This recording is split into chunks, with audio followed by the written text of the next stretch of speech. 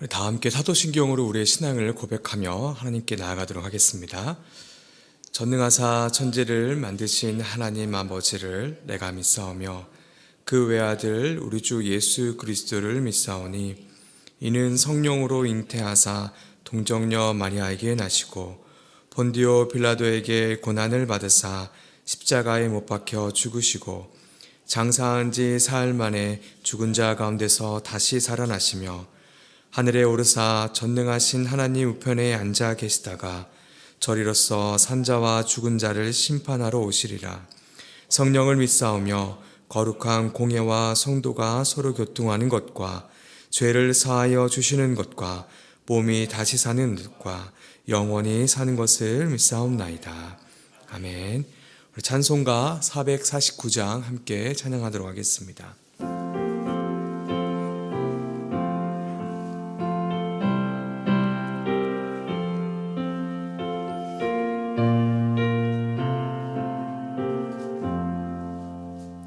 주 따라가며 복음 순종하면 우리 행할 길 환하겠네. 주를 의지하며 순종하는 자를 주가 늘 함께 하시리라. 의지하고 순종하는 길은 예수 안에 즐겁고 복된 길이로다. 해를 당하거나 우리 고생할 때 주가 위로해 주시겠네. 주를 의지하며 순종하는 자를 주가 위해 주시리라. 의지하고 순종하는 길은 예수 안에 즐겁고 복된 길이로다. 남의 짐을 지고 슬픔으로 하면 주가 상급을 주시겠네. 주를 의지하며 순종하는 자를 항상 복 내려 주시리라. 의지하고 순종하는 길은 예수 안에 즐겁고 복된 길이로다. 우리 받은 것을 주께 다 드리면 우리 기쁨이 넘치겠네. 주를 의지하며 순종하는 자를 은혜 풍성케 하시리라. 의지하고 순종하는 길은 예수 안에 즐겁고 복된 길이로다. 주를 힘입어서 말씀 잘 배우고 주를 모시고 살아가세. 주를 의지하며 항상 순종하면 주가 사랑해 주시리라. 의지하고 순종하는 길은 예수 안에 즐겁고 복된 길이로다. 아멘. 오늘 우리에게 주신 하나님의 말씀은 예배소서 6장 1절에서 4절까지 말씀입니다. 신약 316페이지에 있습니다. 하나님의 말씀입니다. 자녀들아, 주 안에서 너희 부모에게 순종하라. 이것이 옳으니라. 내 아버지와 어머니를 공경하라. 이것은 약속이 있는 첫 계명이니 이로써 내가 잘되고 땅에서 장수하리라. 또 아비들아, 너희 자녀를 노엽게 하지 말고 오직 주의 교훈과 훈계로 양육하라. 아멘. 성령 충만한 삶은 어떠한 모습을 말할까요? 어떤 능력을 받거나 초자연적인 은사들을 행하는 것이 성령 충만일까요? 성령 충만한 삶은 어떤 영적 에너지를 많이 받는 것이 아닙니다. 예배서 5장 15절 21절에 성령 충만이 무엇인지에 대해서 잘 설명해 주고 있습니다. 하나님께서 바울을 통해 이 세대가 악하니 지혜 없는 자같이 하지 말고 오직 지혜 있는 자같이 되어야 하며 이를 위해 오직 주의 뜻이 무엇인지를 이해하라 라고 말합니다. 그러면서 술 취하지 말라 있는 방탕한 것이니 오직 성령의 충만함을 받으라 라고 말씀하시죠. 성령 충만하다는 것은 오직 주의 뜻이 무엇인지를 이해하기를 힘쓰는 그러한 삶의 모습을 말합니다. 시편 1편을 보면 시인이 그의 율법을 주야로 묵상하는도다 라고 고백합니다. 아침 저녁으로 성경을 계속 읽는다는 말이 아닙니다. 낮과 밤에 펼쳐지는 삶의 모든 일들을 말씀으로 비추어서 삶을 생각하고 바라본다는 것이죠. 이러한 삶이 복된 삶이며 행복한 삶이라고 고백합니다. 성령 충만한 삶이란 바로 이러한 삶인 것이죠. 가정에서, 직장에서, 또 교회에서 모든 삶의 처소에서 벌어지는 수많은 일들을 하나님과 연결하여서 생각하는 것입니다. 술이 취하면 필름이 끊기죠. 하나님과 소통하는 생각이 멈추게 됩니다. 그래서 성령 충만을 말할 때 술 취하지 말라라고 함께 권면하고 있는 것이죠. 삶의 많은 부분에서 우리 자신과 가장 친밀하고 가장 중요한 곳이 바로 가정입니다. 우리는 세상 안으로 들어가기 전에 가정이라는 공간 안에서 서로 소통하며 일상을 시작하게 됩니다. 그래서 주의 뜻이 무엇인지를 분별하는 이 성령 충만한 삶은 가정에서부터 시작이 됩니다. 가정이 기초이며 가장 중요한 시작점이라고 할 수 있죠. 이러한 의미에서 바울은 아내와 남편의 관계를 어떻게 생각할지를 권면하고 오늘 본문에서처럼 자녀와 부모의 관계를 어떻게 생각해야 되는지를 함께 나누고 있는 것입니다. 성령 충만과 그런 삶과 연결하여 볼 때 자녀가 부모에게 순종하고 또 부모가 자녀를 양육하는 것은 복음 안에서 믿음으로 주님과 연합된 자들에게 기대되는 당연한 행위인 것이죠. 먼저 하나님께서 자녀들에게 어떻게 살아야 할지를 말씀해 주십니다. 1절 말씀이죠. 자녀들아, 주 안에서 너희 부모에게 순종하라. 이것이 옳으니라. 우리가 부모에게 순종해야 하는 이유는 옳기 때문입니다. 다른 이유가 필요가 없는 것이죠. 온 세상의 재판장이신 하나님께서 부모에게 순종하는 것이 옳다라고 말씀해 주십니다. 그리스도와 연합한 자로서 우리가 해야 할 당연한 의무인 것이죠. 그렇다면 순종하는 모습은 어떤 모습일까요? 이것은 부모의 말에 귀를 기울여 듣는 모습을 말합니다. 솔로몬이 하나님께 구한 것이 뭐였죠? 지혜였습니다. 이 지혜는 듣는 마음이었습니다. 열왕기상 3장 9절 말씀이죠. 누가 주의 이 많은 백성을 재판할 수 있사오리까? 듣는 마음을 종에게 주사 주의 백성을 재판하여 선악을 분별하게 하옵소서. 솔로몬의 간구를 들은 하나님께서는 정말 기뻐하셨죠. 그리고 지혜와 총명과 부귀와 영광을 약속해 주셨습니다. 부모의 말씀을 듣는 것은 먼저 인생을 살아온 분들의 지혜를 듣는 것이죠. 그렇게 지혜를 듣고 그 말씀에 순종하는 모습은 우리 주님의 마음을 기쁘게 하는 일인 것입니다. 그런데 우리가 살아가다 보면 어디까지 부모의 말에 순종해야 하는지 그런 고민이 들 때가 있습니다. 자녀가 이제 나이가 들고 세월이 지날수록 부모의 연약함을 더 크게 느끼게 되죠. 또 지금 사회생활을 하는 자녀가 보기에 부모의 지식과 지혜는 너무나도 작아 보이는 것이 사실입니다. 그래서 어디까지 부모의 말을 들어야 하는지 고민이 되게 되는 것이죠. 골로새서 3장 20절에 이렇게 기록되어 있습니다. 자녀들아, 모든 일에 순종하라. 이는 주 안에서 기쁘게 하는 것이니라. 하나님께서는 모든 일 가운데 부모에게 순종하라고 말씀하고 계십니다. 범사에 부모의 말을 듣고 순종하라는 말씀이시죠. 자녀가 부모의 말씀에 순종하는 것은 부모의 연약함에 근거하고 있지 않습니다. 부모의 지적인 수준, 사회적인 수준, 부유함의 수준에 기초하지 않고 있습니다. 무엇입니까? 하나님의 말씀에 근거하고 있습니다.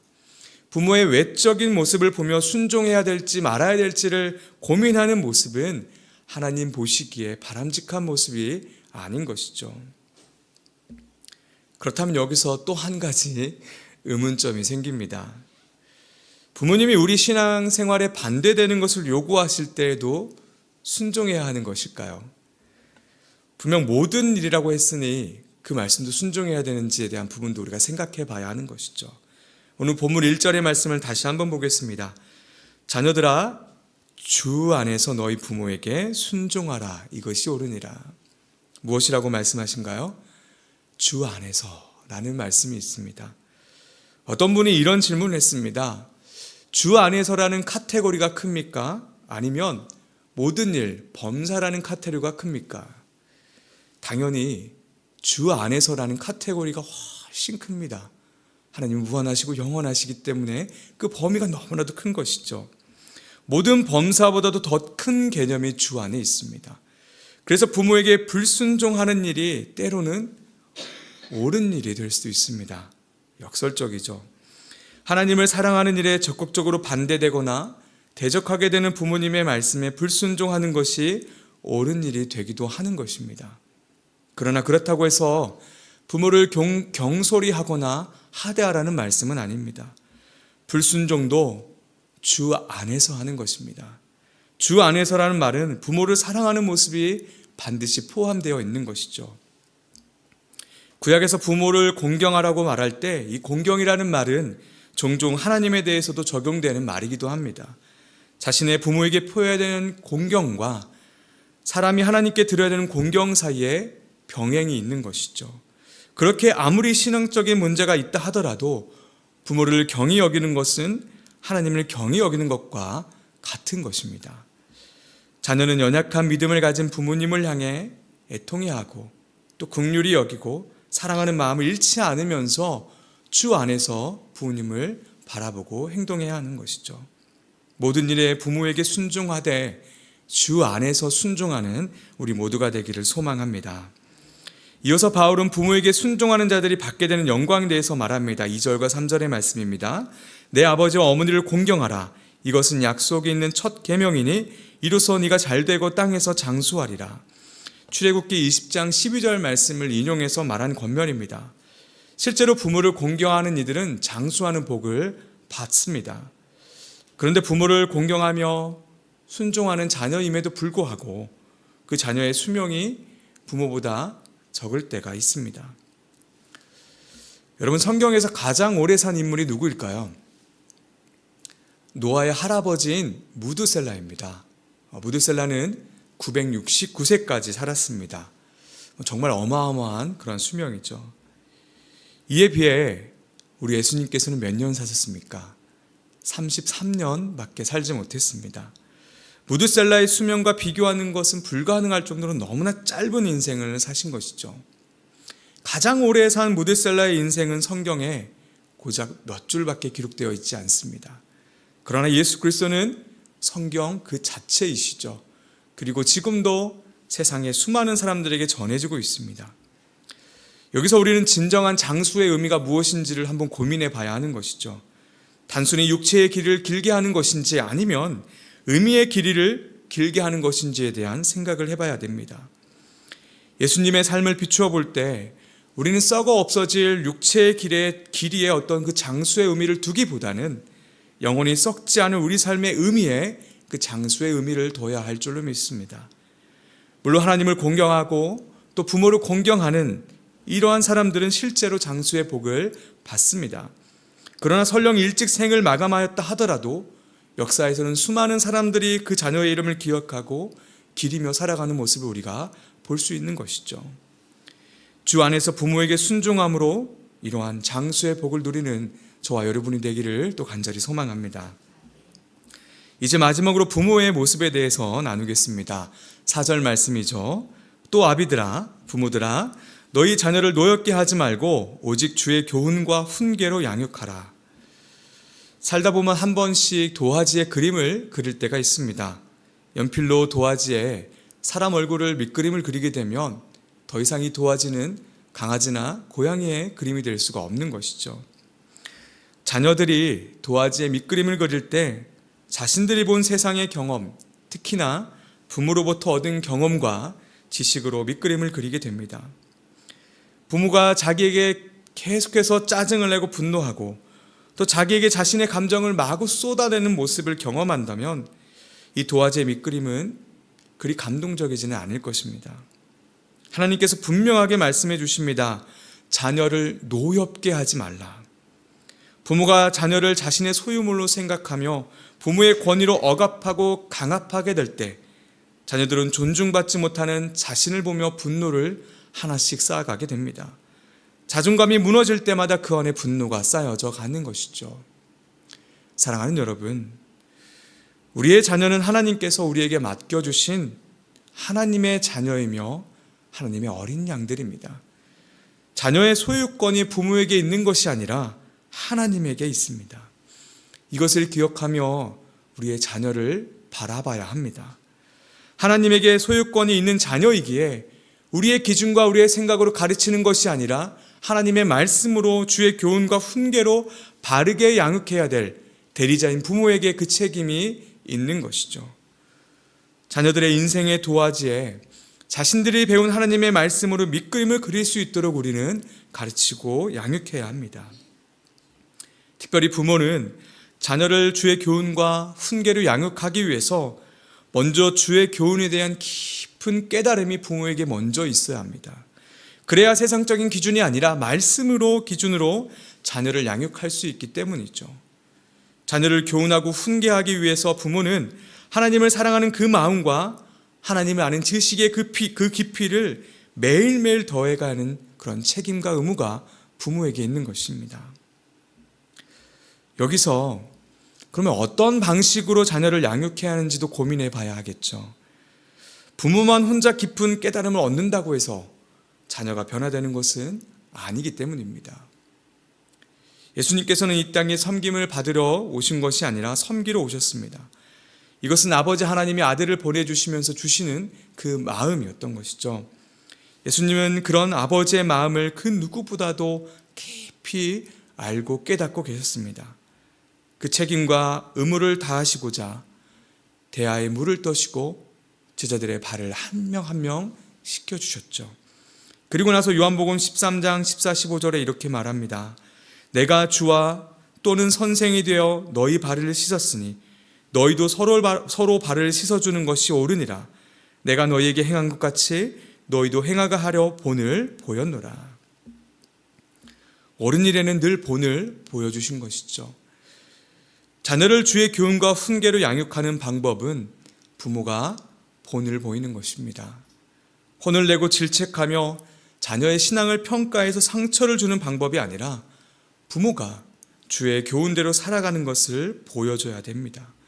그렇게 본을 보이며 세상의 기준이 아닌 말씀의 기준으로 그리스도의 마음으로 훈계하고 양육해야 하는 것이죠. 혹여나 자녀를 노엽게 한 부모님들이 계신다면 솔직하게 우리 자녀들에게 그 미안함을 고백했으면 좋겠습니다.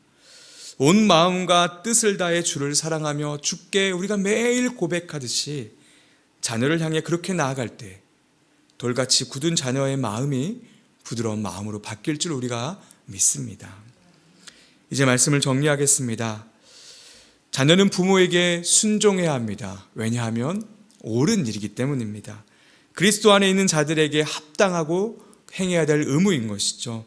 동시에 우리가 잊지 말아야 할 것은 주 안에서 순종하라는 것입니다. 때로는 부모에게 불순종하는 것이 주 안에서 순종하는 것일 수 있습니다. 그럼에도 우리는 부모를 존귀하게 여기고 공경하는 마음과 태도를 버려서는 안 되는 것이죠. 또 부모는 자녀를 노엽게 해서는 안 됩니다. 자녀의 기호를 존중하고 그들이 주 안에서 자라갈 수 있도록 말씀의 본을 보이며 훈계하고 양육해야 하는 것이죠. 이 모든 자녀와 부모의 관계는 늘 그리스도 안에서 생각하고 행해야 할 줄로 믿습니다. 그런 우리가 되기를 간절히 소망합니다. 이 시간 오늘 말씀을 기억하며 함께 기도하기를 원합니다. 첫 번째로는 자녀로서 주 안에서 부모에게 순종하는 우리가 되게 하여 주시옵소서. 멀리 떨어져 계신 분도 계시고 또 가까이 계신 분도 계시겠지만 우리 부모님을 좀 생각했으면 좋겠습니다. 부모님의 신앙이 우리가 봤을 때 조금은 부족해 보이고 부모님의 지적인 수준과 부유함이 좀 적어 보일지라도 그것은 우리의 기준이 될 수 없습니다. 하나님께서 분명하게 순종하라, 주 안에서 순종하라라고 말씀해 주시는 그 말씀이 우리의 기준일 줄 믿습니다. 그리고 두 번째로는 부모로서 자녀에게 말씀을 보이는 삶을 살게 하시고 그리스도의 마음으로 주의 교훈과 훈계로 양육하게 도와주시옵소서. 또 세 번째로 교회를 위해서 또 이 나라를 위해서 기도할 때에 이웃과 나라의 민족을 위해서 기도하는데 노동의 가치가 회복되게 하시고 노동을 통해 이 땅이 하나님의 창조 질서가 회복되게 하여 주시옵소서라고 우리 함께 이 세 가지의 기도 제목을 붙잡으면서 함께 잠깐 합심하며 나아가도록 하겠습니다. 하나님 감사합니다. 주님